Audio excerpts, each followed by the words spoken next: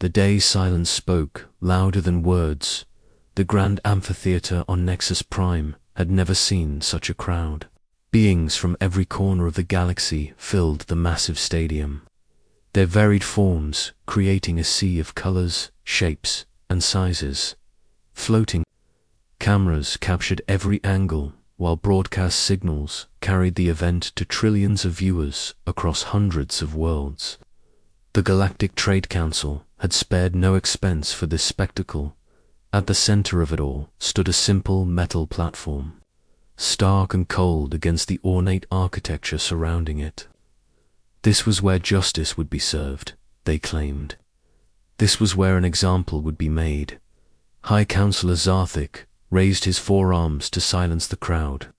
His reptilian features were carved from stone, showing no emotion as his voice boomed through the stadium's speakers. Citizens of the galaxy, today we gather to witness the consequences of defying the natural order. In the holding area beneath the stadium, Dr. Alina Voss sat quietly on a simple bench. Her hands were not shaking, though perhaps they should have been. The 45-year-old physician had spent her entire career healing others, first on Earth and then across the stars.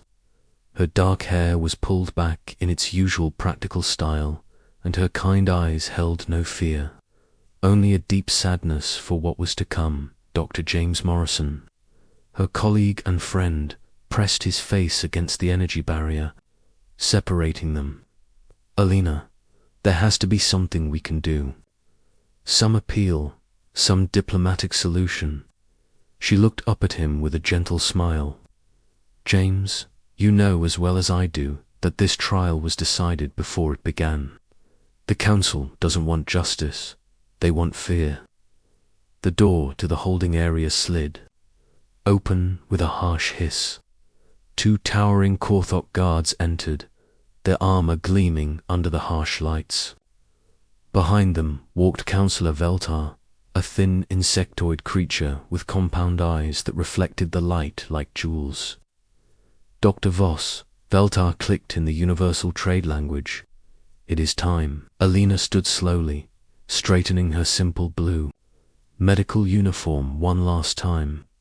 She had refused the traditional execution robes they had offered her. If she was going to die, she would die as what she was, a healer. The walk to the platform felt both endless and far too short.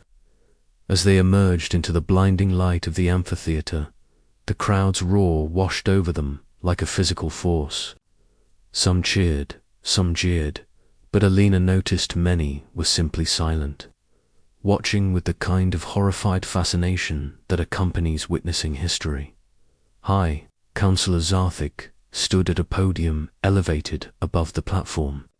His voice carried clearly through the stadium's perfect acoustics. Dr. Alina Voss of Earth, you stand accused of crimes against galactic order. You have provided medical aid to prohibited species. You have interfered with lawful labor contracts. You have undermined the stability that has kept our galaxy prosperous for 3 centuries. Alina was guided to the center of the platform. Energy restraints formed around her wrists and ankles, glowing softly blue. She could feel the eyes of billions upon her, but she kept her gaze steady and forward. The evidence against you is overwhelming, Zarthik continued. Video recordings show you treating wounded Zelek workers without proper authorization. You have distributed medical supplies to prohibited settlements. Most damning of all, you have publicly stated that the Council's labor policies constitute slavery. A murmur ran through the crowd. The word slavery was rarely spoken aloud in polite galactic society, though everyone knew what the labor contracts really were. Dr. Voss, Zarthik's voice turned formal. Do you deny these charges? Alina lifted her chin slightly. When she spoke, her voice carried clearly across the stadium without amplification. I deny that healing the sick is a crime. I deny that feeding the hungry is wrong. I deny that your labor contracts are anything but slavery with prettier words. The crowd's reaction was immediate and mixed. Some sections erupted in cheers, others in angry shouts. The counselor raised his arms for silence once more. Your defiance only confirms your guilt, he declared. The council finds you guilty of all charges. The sentence is death by plasma discharge, to be carried out immediately. On Earth, in the Situation Room deep beneath the Swiss mountains, President Marcus Cole watched the proceedings with a face carved from granite. Around him, the highest military and civilian leaders of humanity sat in absolute silence. The only sound was Elena's voice, broadcast from across the galaxy. "I have something to say," Elena called out, her voice somehow carrying over the crowd's noise. Zarthik nodded curtly. Condemned prisoners are granted final words. "Speak." Elena looked directly into the primary broadcast camera. "My name is Dr. Elena Voss. I am a physician from Earth.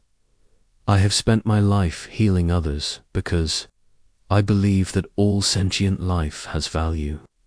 I have seen the suffering your system creates, and I could not stand by and watch." She paused, and the stadium fell. Silent, "I know that my death will not end the injustice. But I hope that someday, someone will remember that healing is not a crime, that compassion is not weakness, that silence in the face of evil is complicity." Her eyes seemed to look directly through the camera, as if she could see every person watching across the galaxy.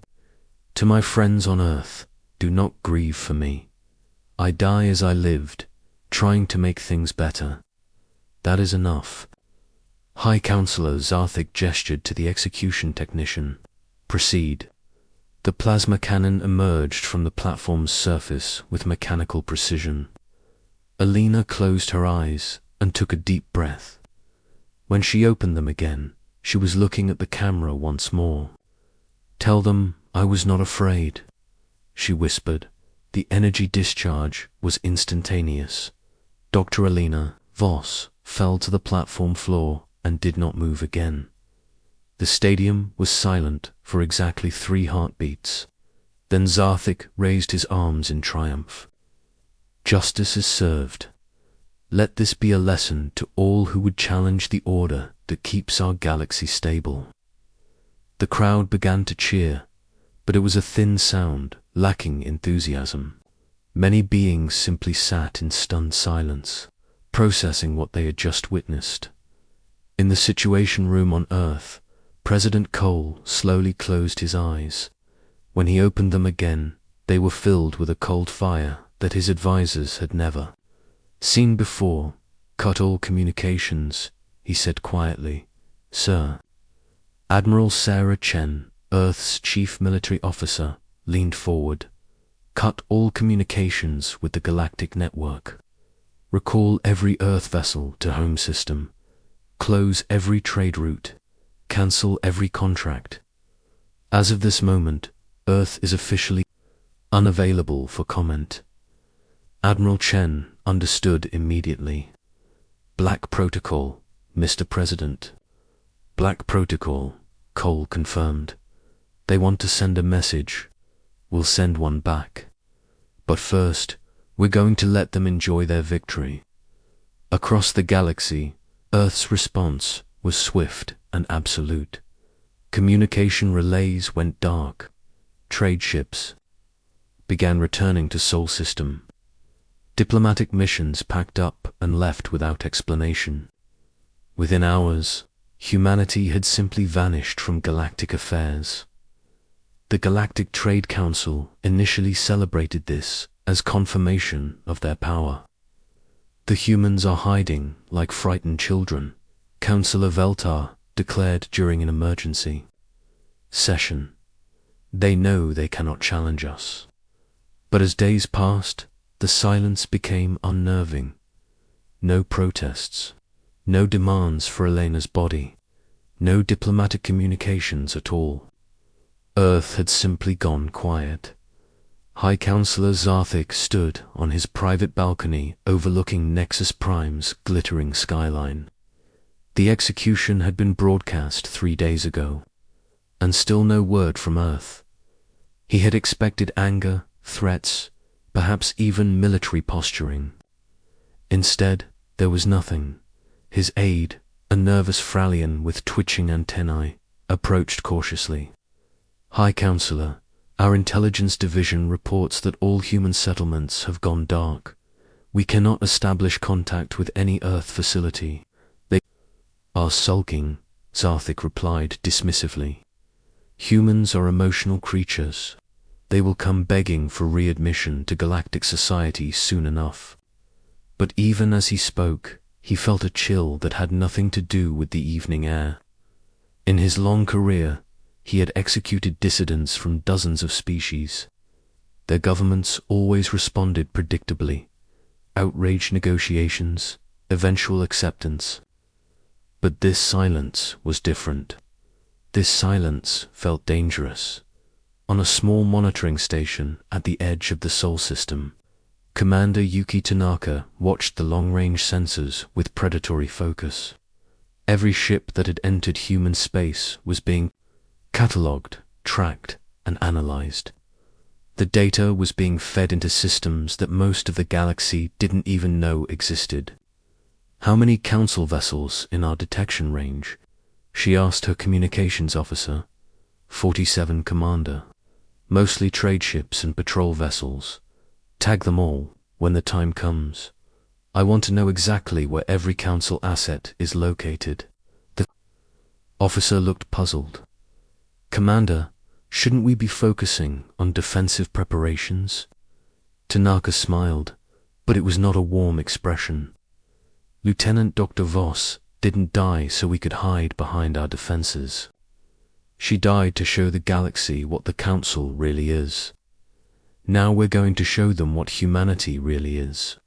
In the depths of Earth's ocean, massive construction facilities that had been dormant for decades began to hum with activity. Ships that existed only in classified files started their final preparations. Weapons systems that violated 3 galactic treaties powered up for the first time. The galaxy had wanted to see what happened when you killed a human in front of everyone. They were about to find out. The silence was about to end. When the silent storm finally breaks, the first sign that something was wrong came on a Tuesday morning, Galactic Standard Time. High Counselor Zarthik's personal shuttle simply vanished during a routine flight between Nexus Prime and the industrial world of Koroth. No distress signal, no wreckage, no trace on any scanner. One moment it was there, the next it was gone. The Council's initial assumption was mechanical failure or perhaps pirates. Such things happened, even to high-ranking officials. But then, Councillor Veltar disappeared from his heavily guarded compound on Nexus Prime itself. Security footage showed him entering his private chambers at night. In the morning, the room was empty, with no sign of struggle or forced entry. By the end of the week, 12 council members had vanished without explanation. "This cannot be coincidence," declared Councillor Hexter. During an emergency session, the insectoid leader's compound eyes darted nervously around the chamber. "We are under attack." "By whom?" demanded Councillor Vexera, her crystalline form refracting the chamber's lights into dancing rainbows. "Our intelligence networks show no military buildup, no fleet movements, no threats." "The humans," whispered Councillor Nimtar, his amphibian features pale with fear. "It has to be the humans." "Impossible," Hexter clicked dismissively. "Earth went silent after the execution. They are hiding in their home system like frightened animals." But even as he spoke, reports continued to flood in. Council facilities across the galaxy were experiencing catastrophic system failures. Financial, Networks were crashing. Communication relays were going offline. And through it all, there was no visible enemy, no attacking force, no explanation. On Earth, in a command center that officially didn't exist, Admiral Sarah Chen stood before a massive holographic display showing the galaxy. Red dots marked every council facility, ship, and installation. Green dots showed human assets, most of which appeared to be dark or missing from the galactic network. Status report, she commanded. Commander Tanaka stepped forward. Phase 1 is complete, Admiral. We have extracted all targeted council leadership. They are being held in secure facilities for eventual trial. Phase 2, ongoing. Ghost Protocol is functioning perfectly. Our AI systems have infiltrated 78% of Council infrastructure. They don't even know we're there yet. Admiral Chen nodded grimly. And our fleet, ready for Phase 3 on your command. Every ship, every weapon, every soldier. We've been preparing for this day for longer than the Council realizes. The truth was, Earth had been preparing for this confrontation for nearly 50 years. The first human ambassadors to make contact with the galactic trade. Council had quickly realized what kind of organization they were dealing with, while publicly engaging in trade and diplomacy. Humanity had secretly been building an alternative. Dr. Alina Voss's death hadn't been the catalyst for Earth's response. It had been the trigger. President Cole entered the command center, his face bearing the weight of the decision he was about to make.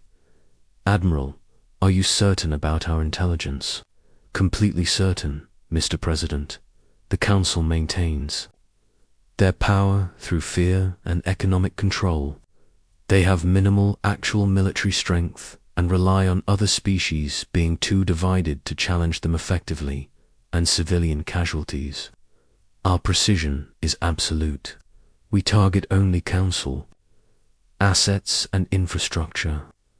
No civilian populations will be harmed.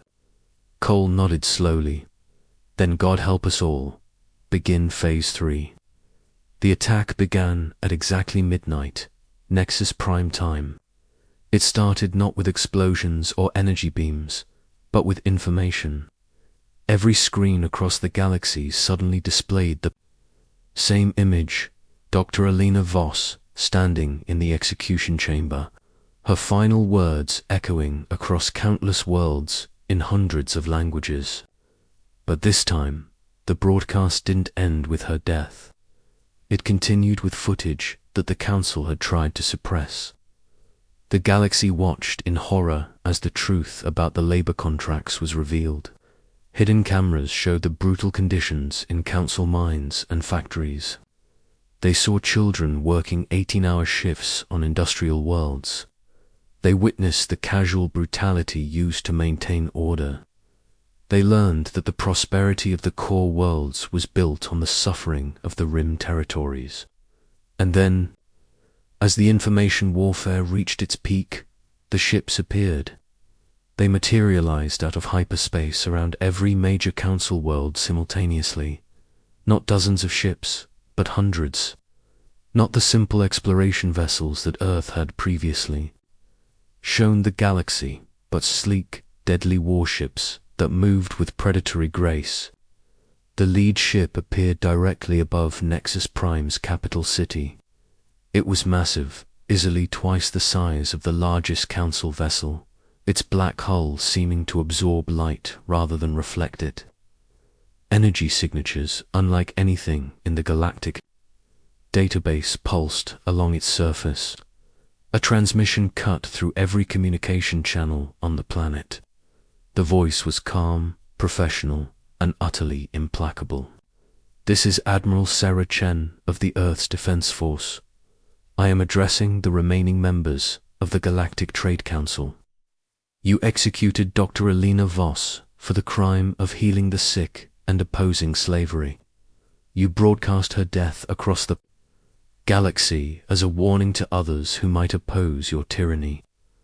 The massive ship's weapon systems began to glow with contained energy. Consider this our response. The precision of what followed was breathtaking. Council military installations were destroyed with surgical accuracy.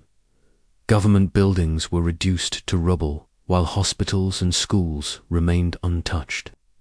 The Council's orbital platforms, built to project power across the galaxy, were systematically eliminated. But the real devastation was economic. In a matter of hours, the financial networks that the Council used to control hundreds of worlds collapsed completely. Trade routes that had existed for centuries were suddenly under Earth's control. The artificial scarcity that had kept entire species in poverty was ended with the simple expedient of Earth's ships providing free transport for essential goods. On Nexus Prime, the surviving Council members cowered in their emergency bunker, deep beneath the planet's surface. The facility had been designed to withstand nuclear bombardment, but they all knew it wouldn't matter. The humans had demonstrated capabilities that defied every assumption about their technological level. "How?" whispered Councillor Vec, her crystalline form dim with fear. "How did they build such a fleet without our knowledge?" The answer came from an unexpected source. Dr. James Morrison, Elena's colleague, stood in the bunker's entrance. He was not armed, but the two human soldiers flanking him made it clear that resistance would be futile. "You never understood humans," he said quietly. "You saw our traders and diplomats and thought you knew what we were capable of. But we are not a species that forgives the murder of our healers. The execution was legal under galactic law." Hexter protested. "Your law," Morrison replied, "not ours."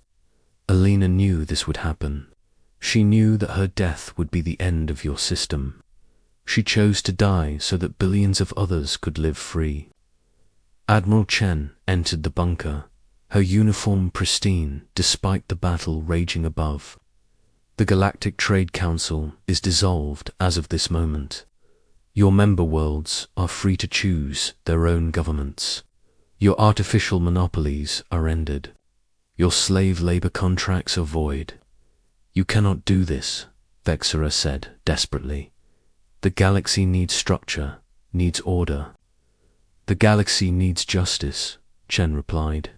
"Something you never provided." Over the following days, the transformation was remarkable. Worlds that had been oppressed for centuries began to govern themselves. Species that had been kept in artificial poverty suddenly had access to the resources they needed. The great supply ships of Earth, loaded with medical supplies, food, and technology, arrived at world after world. But perhaps the most significant change was symbolic. On every world where Elena Voss had worked, where she had provided healing to those who needed it, monuments were erected in her honor.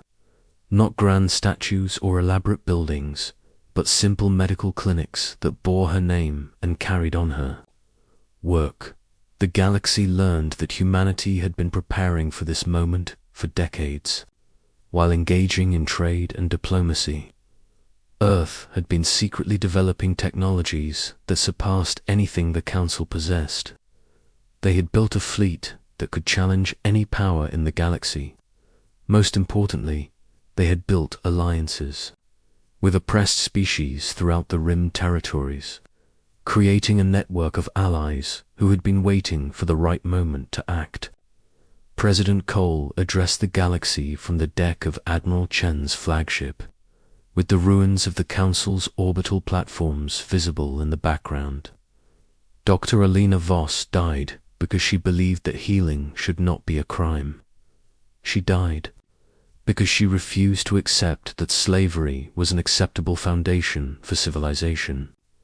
She died because she knew that sometimes one person's sacrifice can change everything. He paused, looking directly into the camera. The old order is gone. In its place, we propose something different. A truly representative galactic government, where every species has a voice and every being has rights. We call it the Galactic Federation, and it will be built on the principles that Alina died defending, that all sentient life has value, that freedom is not negotiable, and that those who serve others should be honored, not executed. The response was overwhelming. Within days, hundreds of worlds petitioned to join the Federation. The transformation that had begun with one woman's courage continued with the combined efforts of billions of beings who had finally been given hope.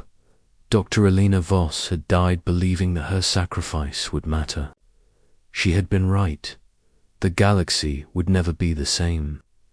In the end, the Council had learned a truth about humanity that they never expected.